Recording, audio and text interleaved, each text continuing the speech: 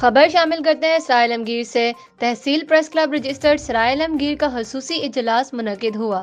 اجلاس کی صدارت پریس کلب کے صدر شمعون مرزا نے کی، جبکہ نقابت کے فرائض جنرل سیکرٹری ڈاکٹر تصور حسین مرزا نے سر انجام دیے۔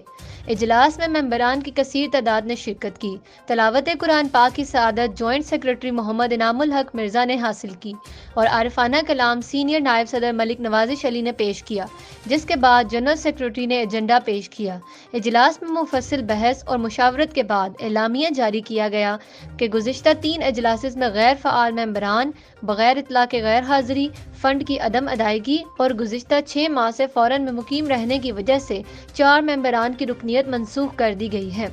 اجلاس میں یہ بھی فیصلہ کیا گیا ہے کہ 1 اپریل 2024 تک فنڈ کی ادائیگی نہ کرنے والے ممبران خود بخود ایسوسی ایٹ ممبران میں شامل ہو جائیں گے۔